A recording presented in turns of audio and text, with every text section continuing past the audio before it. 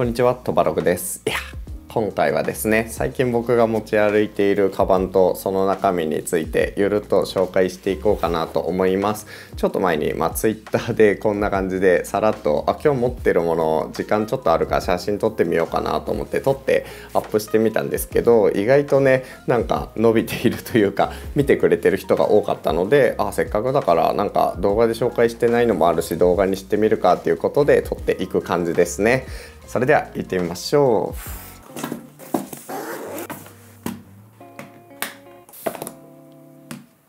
はい、最近の持ち物はこんな感じです。最近はなんか外で終日パソコンを持って作業するっていうよりかは割とねミーティングとか用事があって出かけて、なんかお昼とか食べてその後暇だから 1,2 時間外で作業していこうかなみたいなことが多いので、それに最適化された感じですかね。でちょっと出かける時に荷物多いと大変なので、パソコンは持っていかずに本当に自分の頭の中で完結するような作業をちょっとしていきたいみたいな、そんな日のカバンです。早速さらっとなんですが紹介していこうかなと思います。はい、まずはやっぱり安定のハーフデイパックですね。結構なんか都心の電車移動最近満員に近いことが多いので、いつ乗ってもね割とバックパック大変だなというところで、そんなにパソコン持っていかない日だったらこういう iPad を入れるためのバッグ、ハーフデイパックにいろいろと詰め込んで都内を移動しています。これはもうトバログ視聴者ならご存知だと思うんで詳しく紹介しないんですけど、やっぱなんだかんだこうガバッと開けた時のこの袋状の収納が割と便利で、ここに毎回いろいろなものを詰め込むっていう感じですかね。サイズ感はこんな感じで、普通にもうこうやってなんかね歩く時は後ろ掛けをしてこのままテクテクテクテクと駅まで歩いていって、で運よく座れたら、前にこうやってガシッとやってこの中から荷物を取り出して電車移動を快適に過ごせるっていう感じですね。ちなみにもともとはね iPad をここにこうガシッと入れて、ここにね iPad を入れるっていうクッション性の高いこの辺ちゃんとね備わってるんですけど、 iPad はね今回の持ち物には入ってません。意外と iPad にキーボードつけちゃうと本当に1キロ超えてパソコンぐらい重くなっちゃうので、タイピングだけガチガチしたいっていう日は別のね、デバイスを持ち歩く形ですね。でこの僕が使ってるモデルは初代から数えて、バージョン2っていう形で、若干ねこの金具のパーツが薄く小さくなったり、このベルトが細くなったりとか、そういうのがちょっと変わっているモデルです。製品版だとねちょっとこう引っ張った時にここがスルスルって滑っちゃう問題がまだあんまり解決してなくて、そこをね今作ってるドリップと一緒にどういう風に解決していくかみたいな話をしてます。なのでこれはちょっとサンプル的な感じなんですけど、一旦ねこういう金具をはめ込んで、ちょっとねもうこのどんだけ引っ張ってもずれ落ちないようになってるから、この辺ちょっとね今まで初期ロット購入してくれた人とか、あとこれからね買ってくれる人に向けてちゃんとね対応していこうとしていますっていう感じで、なんだかんだバッグはハーフデイパックを愛用しております。 iPad を持ち歩かない日は結構持ち歩くことが多いこちらですね。これトバログの動画で紹介してないんで見たことないっていう人もいるかもしれないんですけど、これはねキングジムが出しているポメラというワープロですね。ネットにつながることもなく、こんな感じで開くとここにね画面、これ電子ペーパーなんですよ。 Kindle とかと同じ電子ペーパーをここに備えていて、このまんまここをパカッパカッと開けるとじゃん、キーボードが備わっているという本当に入力だけに特化したデバイスです。それ Bluetooth キーボードとスマホでいいだろうとか iPad mini とキーボード使えばいいだろうって話なんですけど、なんかこういう専用デバイスにね憧れというか、なんかやっぱ使いたくなっちゃうんですよね。ガジェット好きの差がなんですけど、ちょっと前にこれを購入して結構ねテキストでなんか短めの記事を書いたりとか、あとジンを作っていたんで、そのジンのねコンテンツみたいなのをこうパタパタと打ち込んで使うのに使っておりました。 iPad がね1キロぐらい超えるんですけど、このポメラの DM30 どんぐらいなんだろうな、電池入れた状態で 501g ですね。めちゃくちゃ軽いっていうわけではないんだけど iPad よりは軽くコンパクトに持ち歩けるのですごい気に入っています。ポメラっていうデバイスは結構小説家とか、あといろいろ記事を書いたりとか本を書いたりする人たちにすごく人気のある入力専用デバイスなんですけど、この DM30 っていうやつは2018年とかだったかなに発売されたこの折りたたみキーボードを搭載するやつの中では一番新しいっていうモデルですね。今は DM250 みたいな横長のタイプが主流になってしまって、こちらのタイプはねもうすでに生産終了しているんですけども、本当にもうこんな感じで電子ペーパーの上にこうやってテキストでガーッと文字を書いていくみたいな、そういう感じのデバイスです。これのいいところは普通に電子ペーパーなので目が疲れにくいっていうところですね。割とそれが好きなところで、紙にテキストを打ち込むかのような感じで意外とこう打鍵感も良くて、でこのねキーボード部分もめちゃくちゃコンパクトなんですけど結構打ちやすくて、実配列なんでねちょっと慣れが必要だったんですが、割とこうしっかりとした打鍵感もあるしカチカチと入力できるので結構いい感じです。かつネットにつながらないので Twitter とかインスタとかの通知とかにねこう集中力を途切れさせられにくいみたいな、本当にこれの画面だけを見てパカパカと書けるので、その辺がねなんだかんだやっぱ使いやすいポイントかなと思います。難点はやっぱこの反応が遅いですね。例えばこう遅くて変換とか反応打ち込んだ入力に追従してくれる形ではなくて 0.3 秒ぐらい遅れてくるし、あとそういうところもあってか生産がすでに終了してしまったものなので誰におすすめできるっていうわけでもないんですけど、なんかこ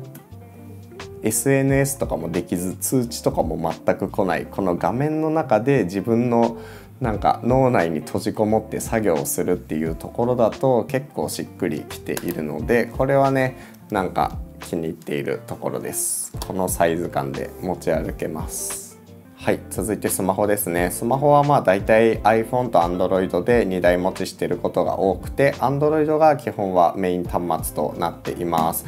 これはね Suica とか LINE とかこっちに入っているんですが、今はね Pixel 9 Pro XL っていうこれ Google さんから前に提供いただいたものを使っています。実はトバログ Pixel 9 Pro Fold 推しで、このねフォルダブルがすごい好きで Android をねメインで使っているんですけど、最近ちょっとケースつけた状態でこのテーブルの上から落としてしまって、いやケースつけてるから大丈夫かと思ってパッて見たらなんか割れてて、画面が内側の画面が割れてて、そういうね自分の不注意でちょっと壊してしまって今修理に出しているってところですね。フォルダブルスマホって本当に壊れやすくてすごい使いやすいんですよ。これでこうパカって開けるから使いやすいんですけど、落としたら一発アウトみたいなところがあって、もうすでに2回壊しているのでちょっとね丁重に扱わないとなってところで今修理に出しているからこちらを代わりに使っています。Android スマホやっぱ面白いの多くて、このレーザー50とかあとこの CMF フォンとかいろいろねこう持ち歩くデバイスを買いながら使っていて Android 面白いですよね。それに匹敵するぐらい面白いのがこの iPhone なんですが、 iPhone はメインっていうよりかは、楽天モバイルのね SIM を入れて無限テザリングできるようにしてたり、あとこのケースが特徴なんですけど、このケースでポチポチとねテキスト入力するっていう時に使ってます。割とこれ便利なんですよね。こんな感じで、今こういうなんかメモとか出してるんですが、電車最近座れないことが本当に多いので、座れない時でもなんかこうちゃんと生産性高めておくかみたいな感じでテキストでカバンの中身みたいな感じでこうサクサクとテキスト入力ができるところが気に入っています。普通にねフリック入力とかの方が早いと思うんですけど、僕なんかフリック入力あんまできなくて、基本的にこのクオーティキーボードで使っているので、物理キーボードに変えても問題ないかっていうところでこれを使ってて、結構楽なのがこうね、いろんな画面にいながらちょっとメモするかって時にこうやってショートカットキーでいつでもこの画面呼び出せたり、ショートカットである程度なんかいろんな画面を行き来することができるので、意外とそれが手に馴染んでる感じですね。iPhone のこのサイズだとちょっとね画面が小さい感じがして、メインスマホとしては心もとないなっていうのが正直なところなんですけど、このねショートカットを使い込んだり、テキスト入力も割と快適にこれでできるようになってきたので、なんかそういう意味では立って使えるワープロみたいな位置づけで結構使用してますね。カフェで座って作業するときはもうこっちを使うんですけど、ちょっとね立ちながら電車の中で何かしたいときはこれを使うっていう、そういう物理キーボード好きのなんか使い方をしています。はい、ずっと作業をしていると疲れるので Nintendo DSi も普段は結構持ち歩いてます。ちょっと前はゲームボーイアドバンスとかゲームボーイミクロとかを持ち歩いてたんですけど、それでやっていたゲームボーイアドバンスウォーズがもうクリアしてしまったので、今はねその後継機の DS 版のゲームボーイウォーズをプレイするためにこれを持ち出してます。やっぱこの Nintendo DSi ってめちゃくちゃ筐体がかっこいいですよね。これ16年前の携帯ゲーム機で任天堂が出しているものなんですけど、こうやって筐体を見ても全然なんか今発売されたって言われても過言ではないような時代を超える造形でめちゃくちゃ好きなんですよね。これ現役時代の時は持ってたんですけど、最近2000円ぐらいでねなんかハードオフに売ってたのを見つけて購入して使っています。よ開くともほぼほぼねゲームボーイウォーズアドバンス用として使っていて、こんな感じでこのゲーム何が面白いのかっていうと、毎回ちょっと配置とか微妙にルールが変わっていく将棋ボードゲームみたいな感じで、割とこうねこのユニットをこのマップ上に配置していって、それでねこうなんかすごろくというか将棋みたいな感じでどんどん敵陣を攻め込んでいくっていう感じで、本当に時代を超えて楽しめるゲームっていうところで最近はずっとこればっかりプレイしてますね。ゲームはこの開いて動画に載せてるこの佇まいもめちゃくちゃかっこいい。これ閉じてもいいし、でスリープモードで結構ずっと電池持ってくれるので、開けたらすぐにプレイできる、閉めたらすぐにスリープするっていう、この使い勝手がやっぱいいなと思います。 DS シリーズ楽ちん。ちなみにこの DSi はこのカメラをつけている目っていう意味の i と、あと自分だけの DS っていう意味で iPhone とかそういう流れの i のあれを組んでいるらしいです。自分のための DS っていうところで DSi というネーミングらしいですね。結構脳を鍛えるとか英語塾とか大人向けのソフトもたくさん展開されていたので、割とね大人が電車の中で使っていても違和感のないデザインを目指しているみたいです。はい、続いてはワイヤレスイヤホンですね。あんまりワイヤレスイヤホン使わないんですけど、なんかこのピクセルシリーズと一緒に Google のイベントに行った時になんかいただいたので使ってみたらめっちゃ音質良くて、ちょっとノイズキャンセリングもめっちゃ効くし、今こんな進化してるのっていうのはねちょっと驚いていたので、使い勝手の良さからこれを最近は愛用してます。ピクセルバッツ2、ピクセルバッツプロ2ってやつですね。開けるとない、ちょっとどっか上着のポケットに入れっぱなしなんですが、めっちゃちっちゃいね丸みたいなのが入っていて、それをこうパカッと開けてもう耳につけると普通に高音質で音が聞けるっていう、思ったより音質もいいしノイキャンもかなり効くし、なんかバッテリー持ちもそれなりにいいし、見た目がコロンとしててなんか有機的で可愛いので、これはねいつもカバンに入れて持ち歩いています。はい、紙のノートですね。結構電子ノートとか紙のノートとかいろいろ使っているんですけど、なんだかんだ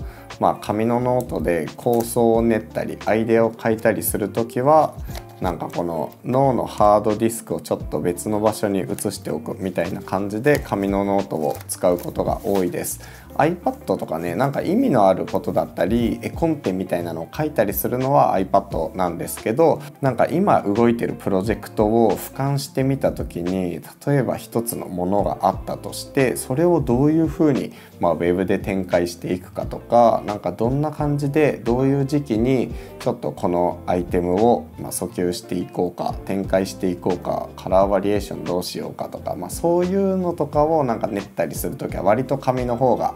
いいなと思ってて、こうテキストだと上から下にこう書いていくだけなんですけど、手書きだと割とこの中心からこう広げてね、樹形図のように書いたりもできるし、タスクだけちょっとここに書き込んだりとか、あとこれを広げておいてこうやってね作業をするとか、そういうのもしやすいので、紙のノートロール版を使ってます。ポエングのここに載せる用のこういう板とかちゃんと作ればビジョンプロでゆったり作業できんじゃねとか思って、そういうやつとかですね、オーストラリアから荷物を持って帰ってくる時の総重量を計算するやつとか、アーロンチェアとかもね実はバラバラにして機内に持ち込んでいるんですけど、その辺とかを計算したりとか、なんかそういうことにね結構使います。そして最近は三菱鉛筆がラミを買い取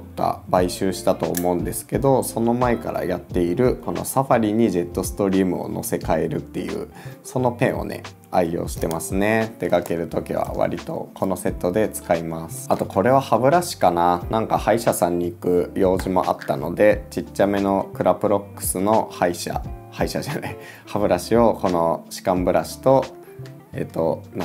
歯磨き粉とブラシがセットになって、こんなにちっちゃくコンパクトに持ち歩けるっていうやつを愛用してます。意外と高いんだよなこれ、3000円近くするんで、あんまりおすすめはしづらいところはあるんですけど、この小ささで、いつでも持っていけるって考えると割と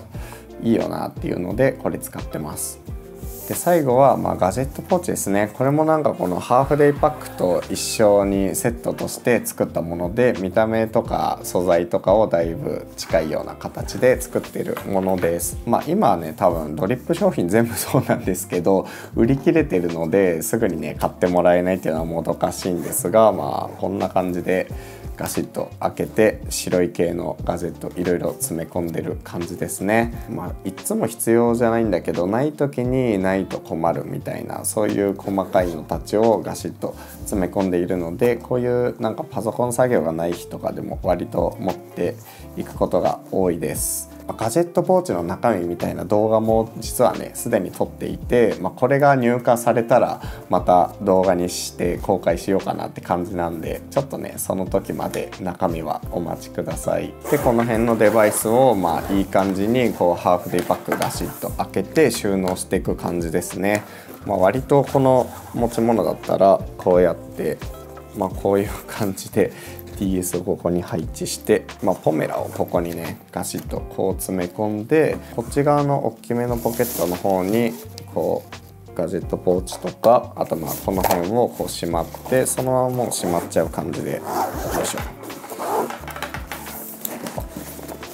こんな感じでここ最近は持ち歩いているカバンの中身ってところです。なんか誰得というか、あんまりこうなんか参考になりづらいものだと思うんですけど、こういうカバンの中身でここ最近は出かけることが多いですかね。なんだかんだテキストをね外で書くとすごく気持ちがすっきりするので、割とねポメラとかは精神統一みたいな感じで持ち出しているんですけども、そういう日のカバンの中身って感じですね。定期的に今後もちょっとがっつり作業する日の持ち物とか、今後もねこういう感じでゆるっとカバンの中身紹介できたらいいなと思ってます。そしてこの動画の他にもトワログルームツアーとか持ち物とかデスク周りとかも紹介しているので、ぜひそちらもチェックしてみてください。という感じで今回の動画終わりにしましょう。じゃあまた次の動画でお会いしましょう。トワログでした。